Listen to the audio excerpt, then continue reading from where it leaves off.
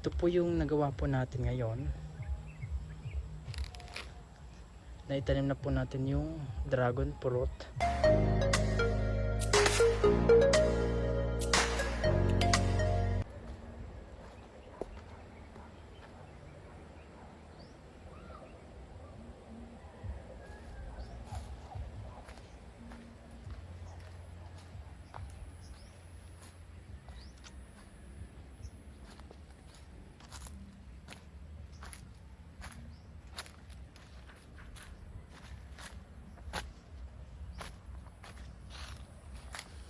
Mapagpalang araw po mga ka-backyard. Welcome sa isa na namang episode ng Backyard Farming.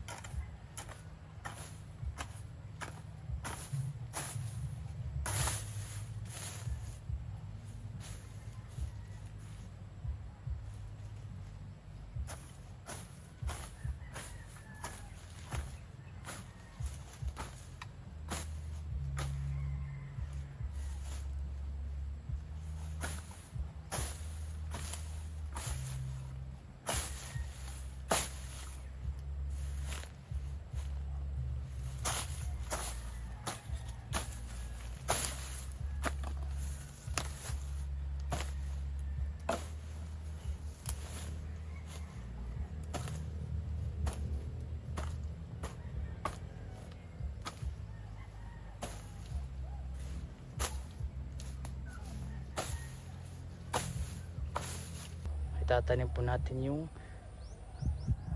dragon fruit. At ang gagawin po natin dito is yung dragon fruit po ay may pagkakapitan po, pero hindi po poste na ginawa po natin doon. Bali siguro lalagyan po tayo ng pabalagbag na PVC at doon na po siya kakapit. Ito po mga kabakir yung dragon fruit po natin na tinanim po natin dun sa may mga kamote. At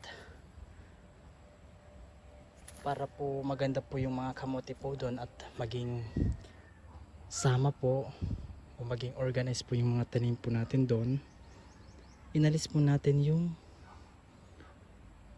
dragon fruit at dito po natin itatanim. So ito po mga kabakyard yung tanim po natin dun sa may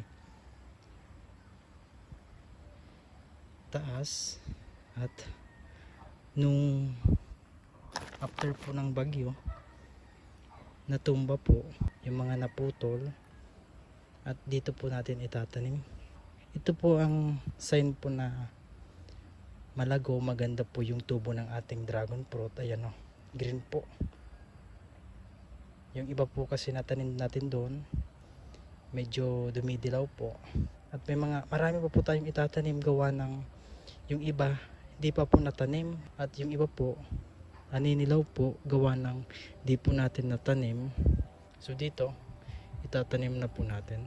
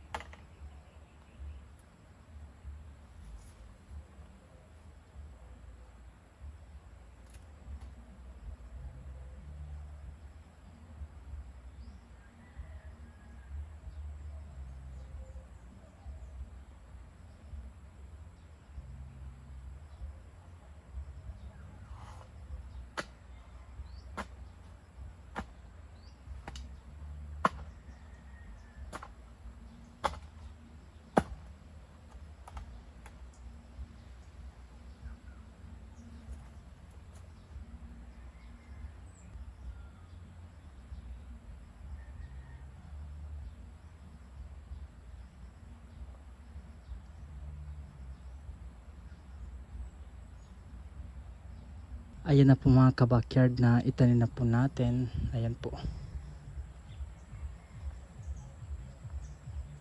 Bali yung ayan po, bali aayusin ko pa po yan. Dahil ayan o, yung mga ugat po niya.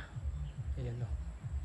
At di na po natin diniretso doon. Gawa ng may mga damo pa po dyan na alisin ko pa po bago po natin itanim yung iba pang dragon fruit. Ayan o.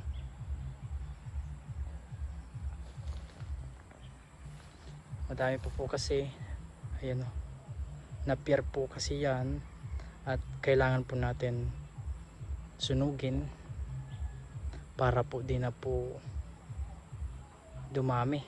Pag pinutol po kasi natin yung stem, pag yung stem po is nasa lupa po, nalabas po ng ugat, kaya nabubuhay po, kaya dapat alisin po natin at sunugin po para di na po dumami.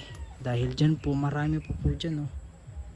Dyan po kasi yung mga napier at sa kabila po di po naaalis, kaya yung nandito po sa atin aalisin po natin at saka susunugin para di na po dumami. Dahil wala po tayong karabaw o kambing na kakain po dyan. Ayan, maganda na pong tignan at sana maging malago po dyan dahil yung lupa po medyo basa po. Ayan, so dito ayan, wala na pong tubig. Ang may tubig pa po doon po sa may unahan. Ayan, doon po may kanal po doon po nadaan ang tubig. Dahil dito nga po sabi ko po, pinapatigas po natin yung lupa.